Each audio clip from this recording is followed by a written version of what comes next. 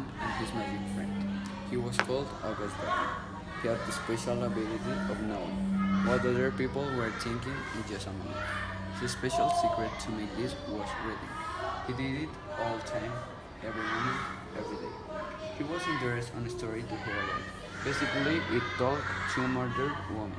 They did on their own room with a large amount of money and a knife, which everyone thought was the weapon in charge of murder both girls. But there was a detail that wasn't clear. Who used the weapon, or in other words, who the murder was. To find this, the police went out and found different people. These were Pauline Dobrook, a Welsh woman who said that she cleaned up the clothes for both girls, but never saw anyone else apart of two girls on the apartment. Another was Pierre Moreau, a shopkeeper who said that the murdered girls had both on his shop, and as Pauline said, he only saw both girls and no one more.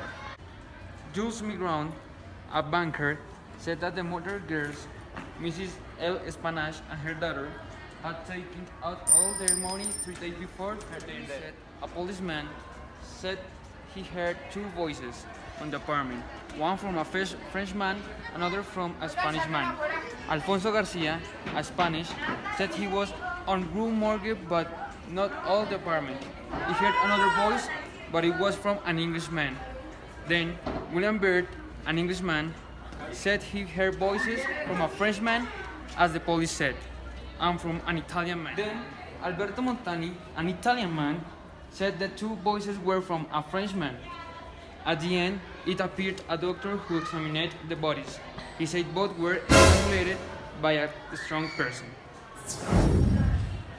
The mystery continued. After Dopin appeared with its curiosity, maybe he already knew who was the killer. August Dopin, throughout many information that he collected of this case, concluded that both women killed themselves in the apartment. Dopin saw that the knife was covered of blood. This blood was transferred to the lab and discovered that the blood corresponded to one of the girls, the daughter, Victor. Also, they discovered that the knife had the fingerprint of the mother, Mr. Spanish. After Dopin knew about the new information, he started to read a lot to find more clues. Still follow unsolved things, like the man with different actions.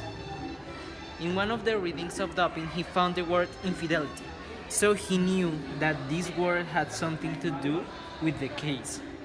So he immediately related the word with the French and the Spanish men. Therefore, Dopin contacted the police to interview again the man. The police accepted the proposal of Dopin and interviewed the man. During the chat, Dopin mentioned a lot of famous words, infidelity, and noticed that the man got nervous. So the police and Dopin concluded that the French and Spanish men were infidels to one. Apparently, the man and the woman were couples. The Spanish man with Victory and the French man with Mrs. L'Espanache. They were planning to go out of the city with the money that the woman had saved. But with the time, the Spanish girl was unfaithful to Victory with her mother, and French guy was unfaithful to Mr. L'Espanache with her daughter. The early morning of July 7 in 1840 was the day of the escape of both couples.